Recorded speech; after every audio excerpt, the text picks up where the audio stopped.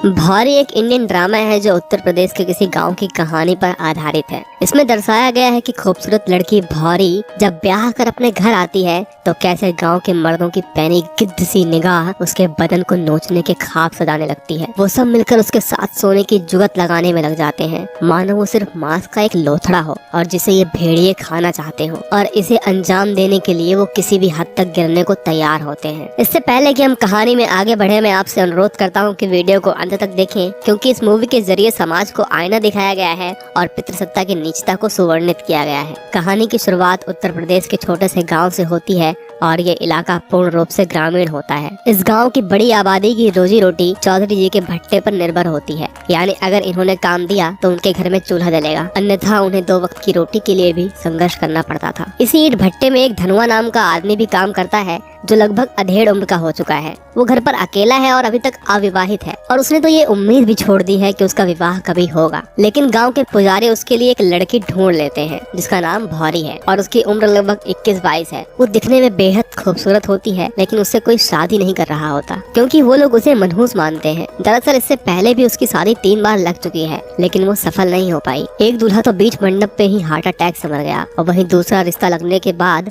शादी तक भी जिंदा नहीं रह पाया और तीसरा तो शादी वाले दिन ही घोड़ी से गिरकर मर गया। अब ये सभी चीजें इत्तेफाक भी हो सकती हैं, लेकिन गांव के लोग अनएजुकेटेड होने के कारण इस सब का दोषी भौरी को मानते हैं। और क्योंकि धनुआ के माँ बाप नहीं थे, इसलिए पुजारी और चौधरी ने मिलकर उसकी शादी भौरी से करवा दी। धनुआ की शादी में आए 5 लोग अहम हैं, जो इस कहानी के मुख्य पात्र भी हैं। नंबर 1 पर है चौधरी जी, जो गांव के लोगों को रोजगार देता है और गांव के अधिकतर मजदूर उन्हीं के भट्टे में काम करते हैं। दूसरा इस भट्टे का मैनेजर सुरेन, जो चौधरी जी के भट्टे का काम संभालता है और मजदूरों को परेशान करना, उनकी दिहाड़ी काटना इसका रोज का शौक बन चुका है। तीसरा इस गांव का पंडित है, जो धर्म का चोला पहनकर सारे अधर्मी वाले काम करता है, जिसकी खुद की नीयत तो अशुद्ध है और दूसरों को शुद्धि के पाठ पढ़ाता है। और गांव का लाला भी शोषण करने में किसी से कम नहीं है। सर्फ एक्सेल के एड में जितने दाग उस बच्चे ने अपने कपड़े पर लगाए थे, उससे 10 गुना दाग ये भाई साहब अपने चरित्र पर लेकर दे रहे हैं।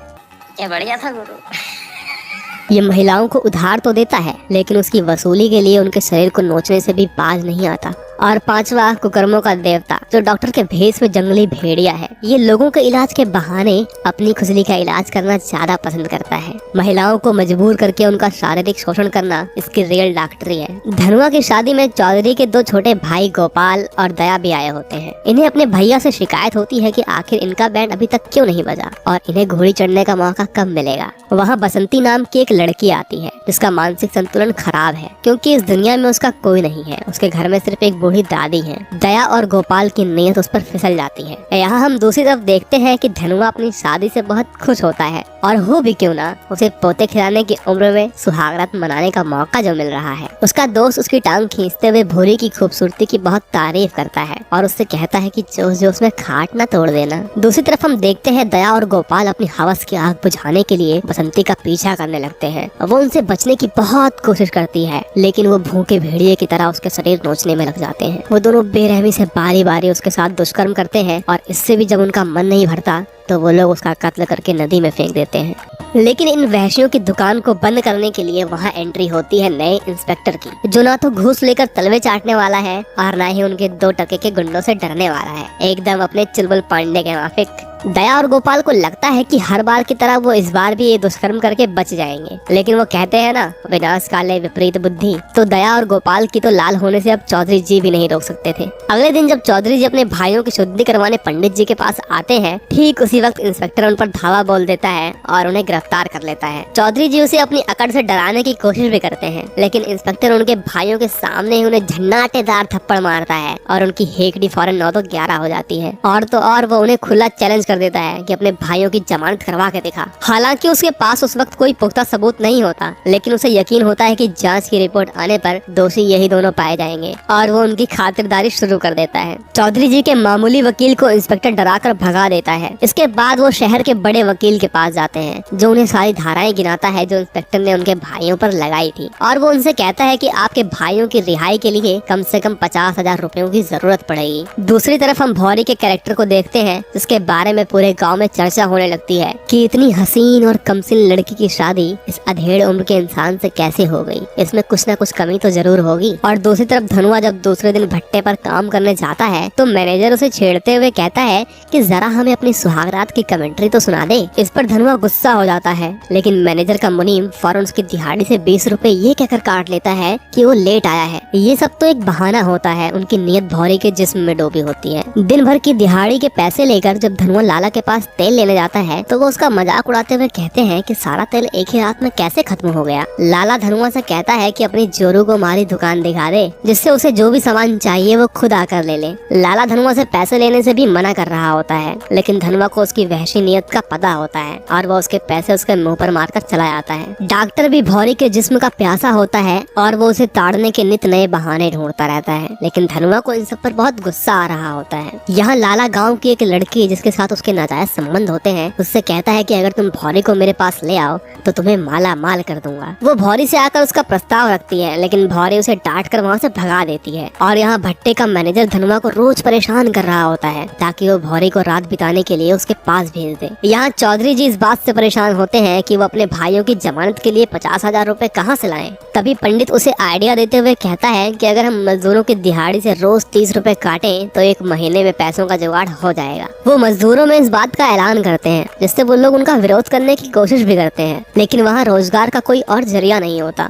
और सुरेन उनसे कह देता है कि जिसे काम करना है करे और जिसे नहीं करना वो जा सकता है। ये सुनते ही बाकी के मजदूर फिर से अपने काम पर लग जाते हैं। धनुआ उनसे बहस करता है, जिस पर सुरेन उसे साफ कह देता है कि अब काम पर तभी आना जब रात में भौरी मेरे पास आएगी। ये सुनकर धनुआ को बेहद गुस्सा आता है, लेकिन वो मजबूर होता है क्योंकि इन दबंगों के आगे उसकी एक न चलती, इसलिए वो चुपचाप घर आ जाता है। यहाँ धनुआ के एक दोस्त के बेटे की तबीयत बेहद खराब होने लगती है, इसलिए भौरी भी उसकी जोरू के साथ डॉक्टर के क्लिनिक में जाती है, जहाँ वो भौरी के साथ बदतमीजी से बात कर रहा होता है और वो उनसे कहता है कि इसका इलाज करने के लिए महंगी वाली दवाई देनी होगी। दूसरे दिन जब भौरी उनके घर जाती है तो वो देखती है कि उसका बच्चा बाहर खाट पर बीमार पड़ा है और उसके घर से अजीब सी आवाज आ रही होती है। अंदर झांक कर वो देखती है कि डॉक्टर उसका शारीरिक शोषण कर रहा होता है और उसे मजबूर करके उसके जिस्म से खेल रहा होता है। भौरी जब अपने घर आकर ये बातें धनुआ को बताती है तो वो उससे कहता है कि उसने तो अपनी माँ होने का फर्ज निभाया है। वो उसे सच बताता है कि सुरेन ने उसे तब तक के लिए नौकरी से निकाल दिया है जब तक कि वो भौरी को उसके साथ सोने नहीं भेजता। भौरी कह देती है कि भले ही मुझे कम में गुजारा करना पड़े या एक वक्त भूखा ही सोना पड़े, लेकिन मैं ये सब नहीं करूंगी क्योंकि मैंने शादी तुमसे की है, उन दरिंदों से नहीं। दूसरे दिन धनुआ उनके पास जाता है अपनी 7 दिनों की बची हुई मजदूरी लेने, जिस पर चौधरी उससे कहता है कि एक रात के लिए भौरी को मेरे पास भेज दे, तुझे तेरे पैसे मिल जाएंगे। इसका तीखा जवाब देने पर वो लोग धनुआ को बहुत मारते हैं, जिससे उसकी तबीयत बेहद खराब हो जाती है और साथ ही उसे खूनी उल्टियां भी शुरू हो जाती हैं। बहुत चोट लगने पर डॉक्टर उसकी मलहम पट्टी कर देता है, लेकिन उसकी उल्टी को देखकर वो कहता है कि मामला बहुत गंभीर है, हमें धनुआ का ब्लड टेस्ट करना होगा, जिसके लिए 600 रुपयों की जरूरत होगी। उसे लगता है कि मालती की तरह वो भौरी को भी मजबूर करके उसके जिस्म से खेल लेगा, लेकिन वो बहुत खुददार होती है और घर के अनाज तक बेचकर पैसों का इंतजाम करती है, जहां वो लाला औना पौना दाम देकर उसका अनाज खरीद लेता है और वो उन पैसों से डॉक्टर का सारा कर्ज उतार देती है। लेकिन अब भी धनुआ की हालत में कोई सुधार नहीं आता, इसलिए वो मंदिर जाती है जहाँ पुजारी उसका शोषण करने का जाल रचता है, लेकिन उसकी दाल नहीं गलती। वो लोग इस बात से काफी परेशान होने लगते हैं कि आखिर कब भौरी मजबूर होकर उनके पास आएगी और वो उस पर टूट पड़ेंगे। डॉक्टर अपना शातिर दिमाग चलाता है और भरी पंचायत में झूठी रिपोर्ट दिखाकर ये साबित कर देता है कि धनुआ को एड्स की बीमारी है, जिससे सारे गांव वालों को जान का खतरा है। और इस तरह सारे गांव वाले उसके खिलाफ हो जाते हैं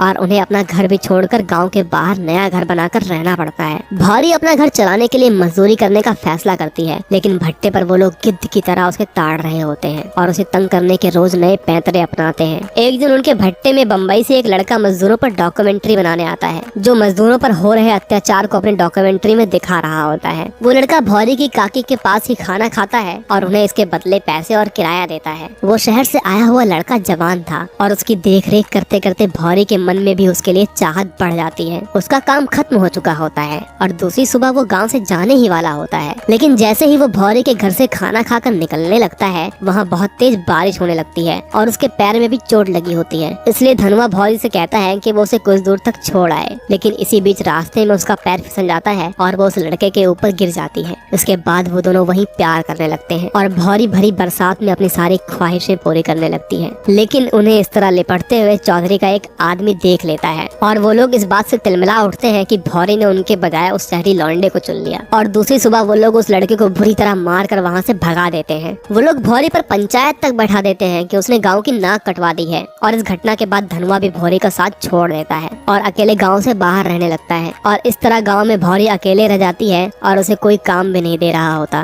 और साथ ही उसका पति भी अब उसका साथ छोड़ चुका होता है। और आखिर में हार मानकर भौरी ये फैसला करती है कि अब वो वही करेगी जो ये सारे गांव वाले चाहते हैं। वो चौधरी और उसके चमचों को एक साथ अपने घर पर बुलाती है और उनसे बोली लगाने को कहती है। जो सबसे ज्यादा पैसे देगा भौरी उसी के साथ रात बिताएगी। और लाला उसके लिए सबसे बड़ी बोली लगाता है और उस रात वो भौरी के साथ खूब मौज करता है। इसके बाद बारी बारी से भौरी ये मौका सबको देती है और वो लोग उसके शरीर को भेड़ियों की तरह नोचने में लग जाते हैं। जब गाँव वालों को भौरी के नए बिजनेस वेश्यावृत्ति के बारे में पता चलता है तो गांव का हर मर्द उसके साथ सोने की ख्वाहिश जताने लगता है और पैसे कमाकर उसके जिस्म का लुत्फ उठाता है। यहाँ तक कि मजदूर भी अब भौरी का स्वाद चख चुके होते हैं और इस तरह गांव का लगभग हर मर्द भौरी का भोग लगा चुका होता है। अब ये गांव वालों के लिए आम बात हो चुकी होती है। लेकिन धनुआ सारी सच्चाई जानते हुए भी गाँव से बाहर ही रहने पर मजबूर होता है। यहाँ वकील भी चौधरी के भाइयों की जमानत नहीं करवा पाता और अब तक इंस्पेक्टर उन्हें अच्छे से तोड़ चुका होता है। वकील उसे आइडिया देता है कि अगर वो बसंती के दादे के साथ सेटलमेंट कर ले तो ये मामला यहीं रफा दफा हो सकता है। लेकिन जब चौधरी उसके दादे के पास जाता है तो उसे पता चलता है कि बसंती उसी की नाजायज बेटी थी और उसके भाइयों ने उसके साथ दुष्कर्म किया। ये सुनकर वो बेहद परेशान होने लगता है और तनाव के कारण उसकी एक दिन मौत हो जाती है। लेकिन किसी को उसकी मौत का असल कारण नहीं मालूम होता। एक दिन डॉक्टर जब अपनी बेटी की बिगड़ती हुई तबीयत से परेशान होता है और उस पर कोई दवा भी काम नहीं कर रही होती, तब ब्लड टेस्ट कराने पर उसे पता चलता है कि उसकी बेटी को एड्स है।